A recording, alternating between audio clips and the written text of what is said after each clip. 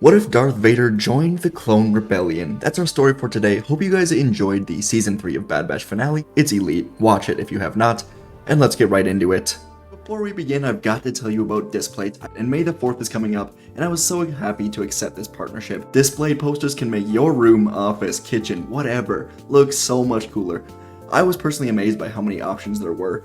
It took me so long to choose which ones to pick just because there were so many options, and with a quick delivery time, you can get these posters. My favorite part is they hang with magnets because I'm currently renting an apartment and I can't just nail things into the wall. But check this out. Poster, wall, magnet. The hanging process is super safe and easy. Even I can do it. Now I've got an amazing deal for you all to get your own Displate posters. On any of the regular posters, you can get 37% off by using code GALAXY at checkout. Huge shout out to Displate.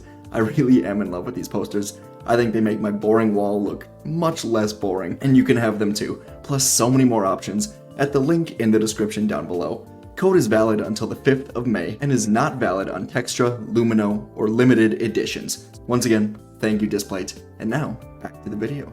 Our story begins on board an Imperial Star Destroyer as Darth Vader is going with a group of stormtroopers to an abandoned moon about halfway between Mandalore and Coruscant. Since the days the Republic became the Empire and Anakin became Vader, he deeply regretted everything that he did, but he felt stuck. This was who he was now, Darth Vader, Lord of the Sith, a broken, fallen Jedi with nothing left except for his own pain and sorrow. Vader decided that the rest of the galaxy should have to suffer with him. If he deserved this fate, then he would serve this purpose. But something kept calling to him. It was a different life. A way to being Anakin Skywalker once again. Vader could sense something about this moon that they were going to, like it could give him that final push to give up the path of the dark side. He knew he could never be forgiven for his acts at the Jedi Temple and the Jedi he has killed since, but he wanted to find the light inside of him once more. He just needed help. And as Vader lumbered through the ship, he tripped on his own suit. He still wasn't used to the horrible suit, and he fell on a button that clicked on, showing holo images that the clones would take during the Clone Wars. Vader remembered his men, loyal through it all, and then their loyalty was used against them, as they were brainwashed to execute Order 66. Vader hated himself for what the clones became. They were like mindless droids after receiving the order, and now they were being replaced by stormtroopers. Vader clicked through the images, seeing one of Rex, Cody, Fives, Echo, and with them were Anakin, Obi-Wan, and Ahsoka. Anger filled Vader as he ignited his lightsaber, jamming it into the console. This wasn't him anymore, and a second later, an Imperial officer came, saying that they were currently arriving. Vader controlled his rage, then told the officer to send stormtroopers to sweep the area. He will be down shortly. A few planets away, on Teth, Rex and his clone rebellion, consisting of Gregor, Hauser, Fireball, Nemec, and around 15 others, received a beacon signal from a small moon. When Rex crashed with Ahsoka after Order 66, he actually set up a beacon on the moon in case any clones ever went looking for him, and today, that beacon was tripped. So Rex and the 20 clones decided to go see who may be searching for him, hoping that it was friendlies, and they took off for the moon. Back on this moon, Vader finally got into his personal shuttle and descended down to the snowy surface, looking all around. There were many stormtroopers examining the crashed Republic vendor, but Vader walked around them, noticing a shine in the snow. He walked up to it, and he found a pair of lightsabers that he recognized. Vader lifted one saber up, and he ignited it. A blue blade came out of it. Immediately, Vader knew who these belonged to, Ahsoka. And the longer Vader looked at the blue blade, the more he was pulled back to the lights. In space, as Rex's clone shuttle exited hyperspace, they immediately came upon a Star Destroyer, and they had to turn to barely avoid it. Unfortunately, the shuttle clipped the destroyer and began quickly descending to the planet below. Luckily, the Star Destroyer didn't see them, but the shuttle was spinning out, and Rex told everyone to brace as it slammed into the ground, sliding to an immediate stop. Rex looked around, making sure everyone was alright.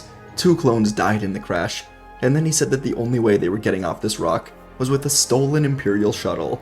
So the remaining 18 clones readied their blasters, then broke the shuttle open, pouring out of it to run at the gathered stormtroopers, suddenly engaging in a skirmish. As Vader stared into the blue saber, having memories of his past life, he heard the blaster fire behind him, and he looked to see his battalion of stormtroopers closing in on a group of clones? Vader couldn't quite make out who was fighting, but he began moving towards the skirmish with intrigue. He eventually got there, as the stormtroopers overwhelmed the clones. 8 of the clones were dead, and the final 10 dropped their weapons to surrender as Vader saw them, and then he saw Rex. As the clones surrendered, they heard the strong breathing of Vader as he got to the stormtroopers and said he will handle these clones himself. The stormtroopers stepped back as Vader ignited his red blade, looked to Rex, then Vader threw his saber through the air. Rex and the other survivors closed their eyes as the saber carved through the air. Then bodies fell to the ground, and Rex opened his eyes. He was alive. All of the clones were, and all of the stormtroopers were dead on the ground. Rex and the clones looked to Vader as he reached up for his mask, pushed the buttons to unlatch it, then lifted the top of it off to remove the face of Vader, and now show the face of Anakin. Rex stumbled backwards. This was a face he easily recognized, despite the burns and injuries, and he was in complete disbelief. Vader said it truly is him, and Rex knew what this meant. He'd heard rumors that someone led the 501st clones into the Jedi Temple, slaughtered all of the Jedi. Turns out it was Anakin. Now this monster in the black suit. Rex lifted his blaster pistols, hands shaking, and he told Vader that he should kill him now. Vader accepted this. If Rex chooses to kill him, so be it. He deserves it. But Rex yelled, then dropped his blasters, asking why help them now. And Vader said he wants to come back to the light, though he knows it may be impossible. So instead he wants to destroy the Empire, as it destroyed him. Rex and the clones said they could use his help, but it would never make up for what he did. Vader nodded, and said he will help as much as he can, and they can make an immediate impact. There is an important meeting between Tarkin, Krennic, Hemlock, and a couple other important Imperial leaders on Iriadu right now. If they go now, they can hit the Empire extremely hard. Rex looked over to his men. Gregor and Hauser nodded. This was their best chance to bring down the Empire, so they let Vader lead them onto a shuttle. Although they weren't able to trust him at all, it was something they felt they had to do, to take down the Empire. On Iriadu, Vader and Rex's group were not the only group of clones that knew about this meeting of elite Imperials. The Bad Batch was here, and they were trying to make their escape after Saw Gerrera and a group of rebels blew up the bottom of the base, leaving only the heavily fortified spire that the leaders were residing in. But as the Bad Batch were escaping in a train car high in the air, the base exploded and it severed the connection. They were stuck in the air. The Batch was fighting stormtroopers in a neighboring train car, as Tech had to climb up, trying to manually override the controls to get the car moving again. Unfortunately, Tarkin sent V-Wings after them, and right as Tech reactivated the car, he was knocked into the sky, barely using his grapple hook to hang on.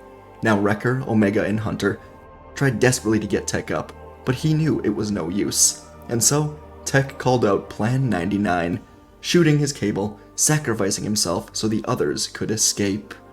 Wrecker, Omega, Hunter, and Echo watched Tech fall in horror, but suddenly, an Imperial shuttle flipped underneath them. The ramp opened perfectly for Tech to land inside. The Batch cheered excitedly as the Imperial shuttle expertly flew between the Imperial V-Wings, mowing them all down, before spinning back towards the train car, and the Bad Batch were in it now. It wasn't slowing down, but the Imperial shuttle ramp opened again, and Vader stepped out, using the Force to slow the car, allowing the Batch to board the shuttle. Rex nodded to them, as Tech said sarcastically he knew that was going to happen, and Vader flew up to the top spire of Tarkin's base. Inside of the heavily fortified spire, Tarkin was assuring the other 4 members that they were perfectly safe. No one would be getting in here. No rogue clones can defy them. But then, a huge banging sound came from one of the walls. Not the door, but an outside wall. The 10 elite stormtroopers in here turned to the wall as the banging continued. The wall began to dent, again and again, and Tarkin suddenly had a bad feeling about this. Finally, the banging stopped, and instead the wall was ripped from its hinges. Smoke filled the air, and through the smoke, Rex, Gregor, the Bad Batch, and the other clones ran in, quickly taking out the stormtroopers in here that were completely caught off guard before surrounding the Imperial leaders. Tarkin told them this is a terrible mistake. The Empire will never stand for this. They will be hunted down. But a moment later, a blue lightsaber ignited from inside the shuttle next to the broken wall. Vader replaced his red crystal with one of Ahsoka's blue ones, and now he entered, telling Tarkin that the Empire will stand for nothing soon. And as Tarkin realized what was happening, Vader stabbed through his chest, then grabbed the other 4 leaders with the Force, throwing them out of the window to their deaths. Tarkin died on the floor, and the last thing he heard was Vader saying that everything they need to bring down the Empire is in this room. Vader and the clones began combing through all of the information in here, knowing Imperial reinforcements would be here shortly. Tech and Echo worked together, downloading all of the locations of bases, prisons, hidden Imperial projects, anything else they could find, downloading it to their data pads. Vader was shocked at all of the information that he didn't know about the Empire. Palpatine used him as just a tool to bring fear, while he built countless projects in secret. Perhaps they would be his downfall. When all of the data was taken, the group got back into the shuttle, jumping to hyperspace just as tons of reinforcements arrived. They would soon land on Teth, and after a long discussion between Hunter, Rex, and Hauser, the group decided that Vader could be trusted for now. He did just kill 5 elite Imperials. There was no going back for him. So they landed on Teth where the clone uprising was gathering, and they regrouped with around 20 total members, and Rex was soon alone with Vader. Through his mechanical breathing, Vader hesitantly asked about Ahsoka, and Rex told him everything about how he resisted long enough to tell Ahsoka about Fives. He told him about the nightmares of Order 66, and how he could never forgive Vader for this. Vader remembered Fives. Oh, how different things could have been had he just listened to Fives. He was right about Palpatine and the chips, and in the end, Vader fell right into place for Palpatine, but not anymore. Rex said that Ahsoka was alive, though they hadn't spoken in a while. She was broken, and Vader felt terrible again. He asked about Obi-Wan or Yoda, but Rex knew nothing of them, nor if they were even alive. The two of them would sit in silence for a long time. Anakin and Rex of the 501st died with the Republic. This was not a brotherhood any longer. It was a mutually beneficial partnership, as Rex rightfully blamed Vader for so much of what happened. And Vader, of course, understood why. If he just let Windu cut down Palpatine, everything could be better. Perhaps he would be on an island with Padme and his child. Obi-Wan would be there, Ahsoka, Rex, all living a happy, peaceful life. But that was only a dream now, and soon Echo came to them, saying they found information on a secret prison base located on Rule, harboring hundreds of clones. And they also have the location of Tantus base, thanks to Hemlock's files. So plans were made in the clone uprising base on Tantus. While the Empire is scrambling to figure out what happened to their elite leaders on Iriadu, they will infiltrate the Rule prison, then go with all of the freed clones to Tantus, as Emperor Palpatine is reportedly supposed to be going there for a visit, at least according to the information that they stole. The mission to Rule would be easier than expected. With Vader and Rex leading the way, the clone group, along with the Bad Batch, found the hidden prison deep in a forest, and it was guarded mostly by droids, as clearly the Empire didn't want stormtroopers stationed here to possibly expose the prison. Clones were being kept here, and then sent to Tantus when needed for experiments inside the mountain base. But today Vader and the clones infiltrated the base, carving through sentry droids, freeing the clones from their cells. The freed clones would grab the blasters of the sentry droids and join the fight. In one cell, Rex freed a group that included Cody, who went AWOL some time ago before being captured. Cody smiled and said, "One last fight?" And Rex laughed, said there will always be another fight, before running into battle with Cody. Within the hour, the Imperial prison was free of prisoners, and was now just a graveyard for Imperial droids, as Wrecker gathered a few clones to place explosives throughout the prison. And as the clones flew away up to space, away from the prison on Rule, Wrecker pushed the explosive switch, and the entire thing went up in a huge explosion. The group of around 200 clones were now in many different Imperial ships, stolen from the Rule prison, as Rex sent over the coordinates for Tantus, and all of them jumped for a mission that could kill Palpatine today, and signal the end of the Empire, before it can truly begin.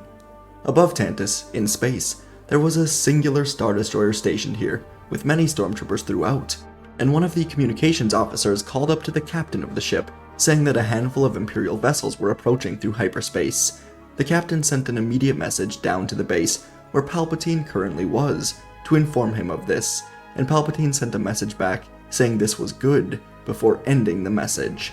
And within minutes, the Star Destroyer had its hangar shields disabled, as the many stolen Imperial ships flew through space, shooting at the shields, taking them down then landing in the hangar. There were many different squads led by Vader, Hauser, Rex, the Bad Batch, and Gregor as they ran through this Star Destroyer, taking out stormtroopers in every area as the captain stood his ground, ready to fight, until Vader entered the bridge and easily cut him down, officially taking over the Star Destroyer above Tantus base. He had Echo by his side, and Echo hacked into the communications, allowing Vader to speak with all of the clones, telling them that he cannot go down to Tantus. The Emperor will sense his presence, but the rest of them must go to the mountain, overwhelm the forces there. The Emperor will not have enough men to defeat them. So the clones would take their shuttles down to the planet's surface, flying through Imperial V-Wings and other fighter ships that tried to intercept them. From the Star Destroyer, Vader would use the schematics of Tantus to guide the clones to a weak point in the base. They were able to blow a hole in the wall of the mountain, and the clones ran in. Luckily, this was near the cell block area, so another 20 or so clones were freed, including Crosshair. The Bad Batch was reunited with Tech and Crosshair still alive, and Cross was given a sniper. Crosshair tried to hit a shot on a few stormtroopers, but his hands were extremely shaky from being stuck here and constantly probed. He was afraid, but Omega and Tech tried to comfort him, saying that he is safe now, and their final mission is to get out of here, with the Empire defeated. The Bad Batch would run together with the rest of the clones, until suddenly, an eerie voice rang out through the entire base. It was Palpatine, and Palpatine's message was also sent to the Star Destroyer that Vader was in, as a hologram of Palpatine appeared, and with a smile, he told Vader and the clones they've walked right into his trap. He told Vader he was always a fool. He found Tarkin's body on Iriadu, killed by a lightsaber, and Vader was mysteriously missing. Palpatine told Vader he has always been weak and a fool, and he knew Vader wouldn't pass up the opportunity to kill him here on Tantus. But instead, it is he and the clones that will die. And a second later, 5 Imperial Star Destroyers emerged from hyperspace. Vader had nowhere to go, as the 5 destroyers quickly began raining heavy firepower down on the destroyer that Vader was in. The ship began to violently shake, shields were disabled, and Vader fell to his knees as the ship was being ripped apart. And he made a decision. Vader activated a communication between him and Rex, and Vader ordered that Rex get all of the clones out of the base immediately. He has a plan. Rex asked Vader what he was going to do, and Vader said he was doing what he must to make up for his horrible actions. Get everyone out, now. Then he cut communications. Rex immediately began ordering that all of the clones evacuate, and so they turned, running out to the hangar bay. But as they reached the exit, a group of 5 Imperial bombers were flying at them. Everyone looked to Crosshair. He said he couldn't do it, not in his condition. But Hunter put a hand on his shoulder, saying that his brothers need him now more than ever. So Crosshair took a deep breath, loaded an explosive into his sniper. He aimed, and then he perfectly fired the explosive that latched onto one of the bombers.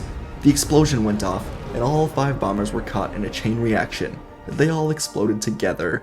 This gave the clones the opening they needed, and they all moved down into the forest, running away as Rex looked to the sky to see what Vader was doing. Vader was taking the Star Destroyer that he was in, which was now on fire and beginning to fall apart, and he aimed it directly at the ground, right for the Tantus mountain. Vader put full power into the engines, taking all power away from the shields, and the Star Destroyer poured into the atmosphere. Palpatine finally emerged from his secret, fortified vault as he realized the clones evacuated for some reason. His guards told him to get out of here immediately, so Palpatine used the Force, guiding him to the hangar with lightning speed. But as he did, and then looked to the sky, it was too late. Palpatine looked up, looking into the bridge of the Star Destroyer spearing down at him, and he saw Vader.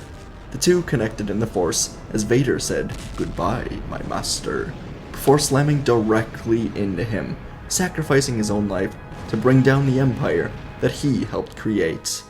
Rex, Cody, the Bad Batch, and the rest of the clones watched the destroyer slam into the mountain. The entire thing quickly erupted in a huge spectacle. It was a truly unbelievable sight, and it signaled the upcoming end of the Empire. As everyone watched, the clones told Rex that they have to get out of here. Imperial reinforcements are going to be arriving any minute from the other Star Destroyers. But Rex shook his head, saying they don't leave their allies behind, and he began sprinting towards the exploded mountain. Hunter sighed as Wrecker laughed, and the Bad Batch followed. Cody then instructed Hauser, lead the rest of the clones deep into the forest, where they all landed their ships. Get to the air, provide air support. They'll be meeting them soon. Hauser nodded, and he led the rest of the men to their hidden ships, taking off into the air to meet Imperial reinforcements head on. Deep in the fires of the destroyed mountain, Darth Vader slowly began to open his eyes. He was somehow alive. He was going in and out of consciousness, but as he did, he saw a group of clones running at him, led by Rex. He fainted again, and when he soon awoke, he was now being carried by Wrecker, as Rex, Cody, and the Bad Batch were fighting off stormtroopers entering the fires. Vader couldn't believe it, and he fainted again, realizing now that Rex still believed there was a remnant of Anakin Skywalker inside of him, and this gave Vader peace. A few days later, Anakin once again began to slowly woke up, but this time he wasn't surrounded by the sounds of explosions, blaster fire, or screams. Instead, he heard waves crashing against rocks, heard the sounds of warm wind, along with joyful chatting around him. Anakin would eventually sit up, finding himself in a cave on an island deep at sea, and just outside of the cave, around a large fire, were so many clones, telling stories of the war with each other.